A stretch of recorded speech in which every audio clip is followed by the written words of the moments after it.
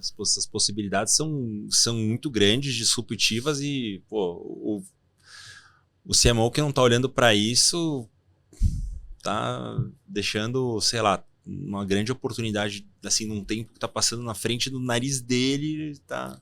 Talvez a grande oportunidade dos últimos 10 anos na minha cadeira, na minha visão, na cadeira do CMO. Agora, vamos fazer, assim, justiça seja feita, né? Tudo isso que eu estou falando para você é muito bonito, mas não necessariamente os retail media estão prontos para fazer isso, né? Acho que eu posso contar nos dedos de uma mão, os retail media estão prontos, mas eu acho que tem alguns movimentos bem interessantes acontecendo no mercado, né? Eu vejo agora, por exemplo, a entrada do Prime Ads, né, da Amazon no mercado brasileiro é muito importante, porque tipicamente o time de e-commerce ele não faz investimento em, por exemplo, sei lá, na NFL, na NBA, ou sei lá, no Campeonato Brasileiro, que é o que vai passar no Prime, ou no conteúdo original ali, enfim.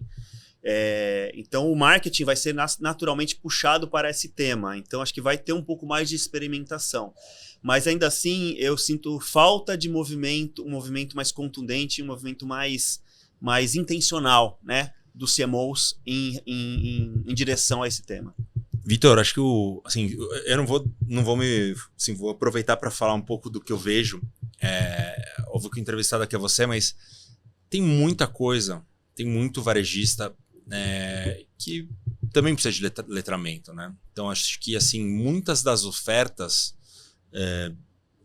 não estou falando de todos, mas eu posso dizer que a maioria do mercado, né, ainda não está tão pronta. Não tem uma oferta assim pronta, uma capacidade de entregar um relatório, né, que dê confiança para o anunciante e falar, não, tranquilo, tô vendo o que eu estou entregando, estou tranquilo com esses números. Muitas vezes você vê assim, sei lá, um varejista que tem 3 sistemas diferentes, 3 formatos diferentes, 3 coisas diferentes. Ele tenta juntar lá, né, na base da planilha com, sei lá, muitas vezes com uma pessoa com baixa senioridade. E, sei lá, os números ficam malucos. Aí o cara do outro lado fala assim, espera aí, eu já não sei mais se eu estou investindo isso, estou investindo aquilo, né? Enfim, aí acaba gerando uma insegurança de seguir investindo. Acho que tem esse lado também. Eu, assim, depois de um tempo, assim, um pouco mais com maturidade, eu comecei a imaginar um caminho onde cada um vai dando uns passos, né? Então, o varejo, né? O retail media vai melhorando a sua oferta e o time de anunciante também vão melhorando cada vez mais até chegar assim, não vai acontecer uma maturidade só de um lado, não, ou só de outro. Um vai amadurecer, não vai ter uma diferença de maturidade entre os dois. É um push-pull, né? É um push-pull.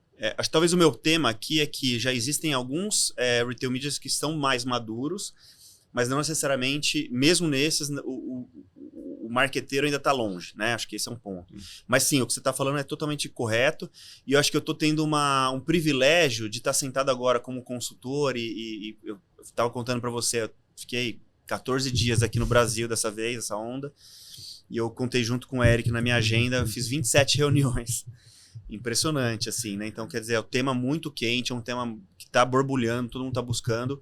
E uma das coisas que a gente trabalhou junto na Álvares foi criar um índice de maturidade.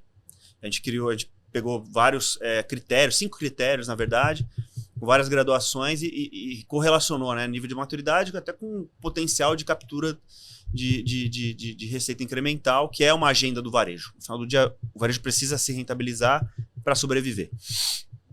E a gente tem feito esse processo, né, de mensuração da maturidade. E numa escala de 0 a 5, assim, em média, é 1,5.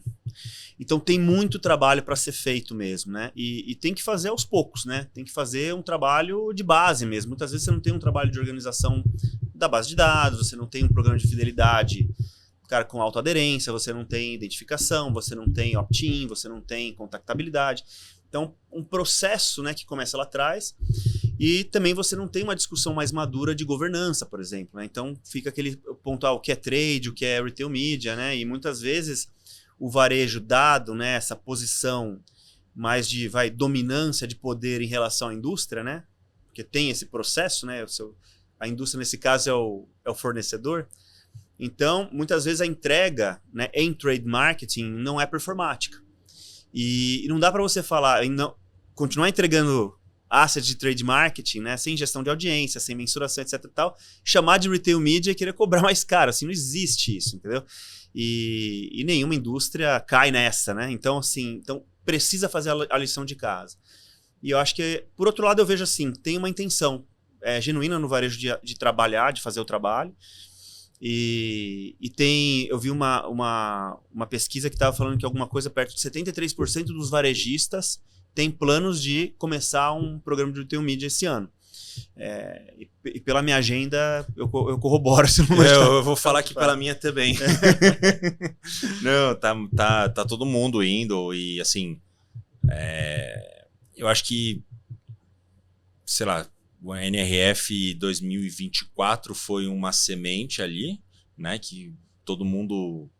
E a gente está vendo, assim, grandes movimentos, né? O call com os investidores, sei lá, do Magalu, o Fred tá lá falando do time, né? Falou que contratou a Célia, falou que ele, enfim, ele está... Enfim, todos os calls de investimento, com investidores dos varejistas acabam aparecendo, tá mais... Porque é uma alavanca de alta rentabilidade, né?